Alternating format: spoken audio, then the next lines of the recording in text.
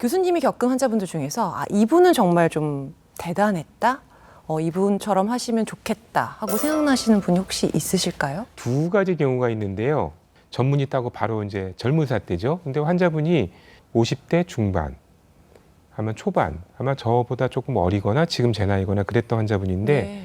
그는 그 무렵이 수능 볼 때쯤이었어요. 그런데 저한테는 이게 이제 조금 안 좋아서 가족분들 좀 다 모이게 했으면 좋겠다. 딱 말씀이 저기 그때 제가 이제 과장이었으니 과장님 나 그 수능 끝나는 날까지만 살게 해달라고. 그래서 왜요? 그랬더니 그 내가 죽으면 우리 애가 수능을 보러 서울에서 봐야 되는데 내려오면 수능 못 본다고. 그래서 좀 그래서 조금 뭐 약속은 못하지만은 노력하겠다고 했는데 진짜로 그분의 의지가 컸는지 수능 본 날 밤에 저기 임종하셨어요. 네. 저는 그 전에 돌아가시기로 예상을 했는데 저희 네. 이제 추측이 있으니까 그렇죠. 그래서 이제 그런 거 보면은 사람의 의지가 뭐 실제로 있을 수 없는 일도 만들 수 있다. 그래서 지금도 좀 생각이 납니다. 그 환자를 치료했던 과정이 생각나는 게 아니라 네. 그분의 그 사람의 의지 또 그 부모님의 또 그 자식에 대한 사랑 네.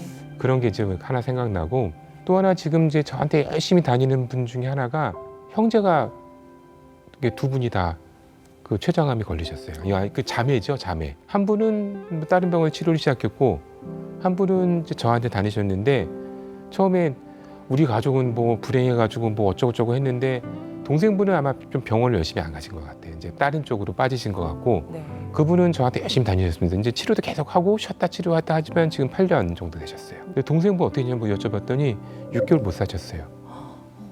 그 얘기 하더라고요. 그래서 결국에는 이제 그 전문가의 의견을 갖다가 잘 귀담아 듣고 실천하고 그런 분들한테는 좋은 결과가 올 수 있는 기회가 있는 거고 그렇지 않은 분들은 조금 안 좋을 수 있겠다. 왜 요즘에 고혈압, 당뇨병 이런 만성 질환자들이 많이 늘고 네. 있잖아요. 당뇨 이야기하셨지만 이게 무슨 췌장하고 관계가 있길래? 앞에서 췌장의 기능 말씀드릴 때 네네. 그 인슐린 만든다고 말씀드렸잖아요. 네. 그럼 인슐린을 만들려면은 인슐린을 만들 수 있는 세포가 많아야 되는 게 췌장 이제 인슐린 공장이죠. 췌장암이 걸리면은 정상 세포가 사라지니까 인슐린 공장의 규모가 줄어들 거고 또 췌장암이 생기면 수술을 받게 되잖아요. 그러면 췌장을 절제하기 때문에 마찬가지로 인슐린을 만들 수 있는 공장이 줄어들어서 당뇨가 생깁니다. 당뇨병이 있으면은 아닌분보다 적어도 2배는 확률이 높다고 알려져 있고 특히 최근에 본인이 관리를 잘했는데 당뇨가 잘 조절되다가 안 되는 경우가 있고 네. 그다음에 가족력도 없고 뭐 자기가 뭐 이렇게 살이 많이 찐 것도 아니고 위험 인자가 없는데 이유 없이 당뇨병이 생기는 경우도 있고 그런 경우에는 꼭 췌장암을 의심하라고 되어 있습니다. 그러니까 췌장암이 당뇨병의 원인이 될 수도 있고 네. 당뇨병이 췌장암의 결과일 수도 있고 그래서 어떤 경우는 그렇게 이제 췌장암 때문에 생긴 경우 갖다가 저희가 표현은 뭐 제3당뇨병, 3형 당뇨병 표현하는데 그런 경우는 췌장암을 치료를 잘하면은 당뇨병도 같이 치료됩니다.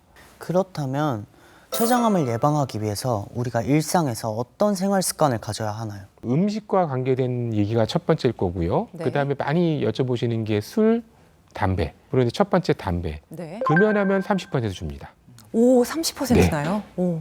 그래서 절대적이네요. 집에 금연은 좋네요. 피리하셔야 됩니다. 약간의 술은 연관관계가 없지만은 췌장암의 위험자 중에 하나가 만성췌장염인데 만성췌장염은 대부분이 과한 음주 때문에 생깁니다. 당연히 술을 과하게 드시는 거는 안 좋겠죠. 네. 음식도 잘 드시면 한 10% 정도는 줄인다고 되어 있습니다. 대표적인 게 뭐 흔히 건강식이라고 하는 겁니다.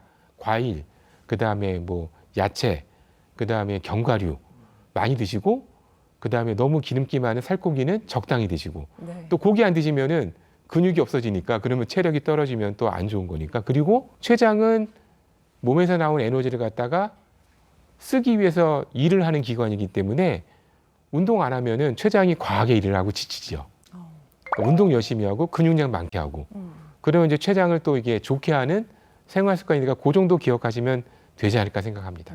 네, 워낙 이제 췌장암에 대한 여러 가지 무서움들 때문에 그런지 오히려 SNS상에 근거 없는 검증이 안 된 이야기들이 참 많다 보니까 바로잡고 싶은 그런 좀 이야기들이 있을까요? 요즘에 뭐 좋다는데 그것도 네. 유행이 있어가지고요. 이게 자꾸 맞나요? 바뀝니다. 뭐, 네.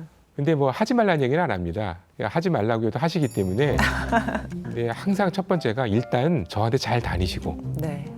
이제 그 다음에 하셔도 되는데 그 하시는 게 병을 낫는 게 아니라 예를 들어서 그 무슨 비타민 치료를 하신다고 하면은 비타민 치료 받고 몸에 활기가 생기고 네. 컨디션이 좋아지고 기분이 좋아지면 하시라고. 그것도 암이 긍정적인 거니까. 그 다음에 이제 뭐 친구분들이 뭐 이렇게 뭐 주시잖아요. 뭐 보약하라고 무슨 버섯도 주시고 뭐도 주시고 무슨 하는데 그거 드시고 그 기분도 나고 좋고 활동력도 늘면 하시라고. 단 통상 사람들이 권하는 양보다는 적게. 이게 좋다고 하면은 과하게 드시거든요. 네, 네. 과하면은 항암 치료를 못하고 방사선 치료를 못하고 수술을 못하게 되는 뭐 간독성이 생겨서 오시기도 하고 신독성이 생겨서 오시기도 하고 네. 그렇게 그러니까 조금만 하시라고. 이제 그 정도 하시면은 뭐 그냥 되지 않을까 싶습니다. 그래서 일단 속설은 그거는 뭐 과학적으로 검증된 게 아니니까 제가 암을 치료하려고 하시는 게 아니라 그거 하셔서 기분 좋으시고 몸의 컨디션 좋으시고 그날 뭐 활기차게 다니셨으면은 좋습니다. 단 과하게 하지 마십시오. 그게 항상 제가 당부드리는 말씀입니다. 이제 의학들이 정말 이제 기술도 발달되고 있고 약도 정말 좋아지고 있고 췌장암 분야도 마찬가지이지 예. 않을까 싶습니다. 교수님께서 기대하시는 그런 연구 방법이나 이런 최신 기술도 혹시 있으실까요? 이제 저는 그 서울대학교 병원에 근무하는 게 그 두 가지 측면이죠. 이제 그 의사란 측면은 이제 기본이지만 하나가 그 젊은 선생님들 가르쳐야 되는 하나의 측면, 교육적인 측면이 있는 거고 네. 또 하나가 연구입니다.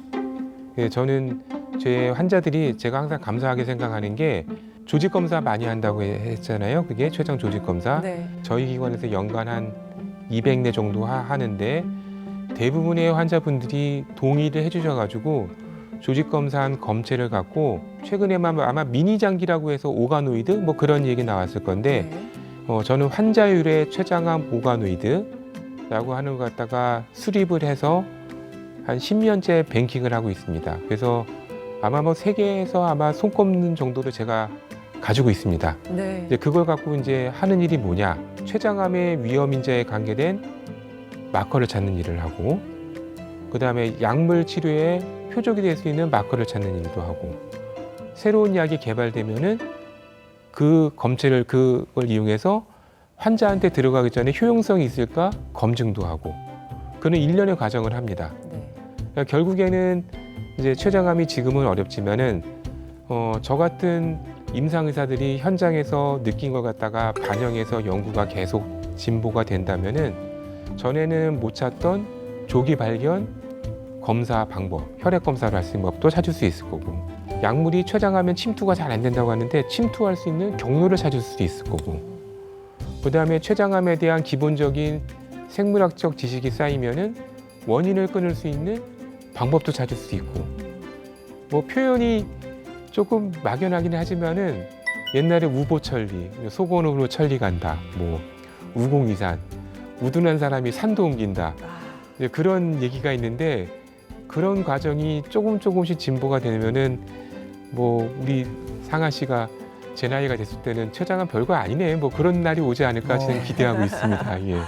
오늘 바쁘신 과정에서도 오늘 췌장암에 대한 여러 이야기 해주셔서 많은 분들에게 정말 도움이 됐을 거라 생각이 듭니다. 서울대병원 소아기내과 이상혁 교수님과 함께한 인사이드 스토리는 오늘 여기까지입니다. 건강한 5월 보내시고요. 저희는 다음 주 이 시간에 다시 찾아뵙겠습니다. 함께해 주신 여러분 고맙습니다. 고맙습니다.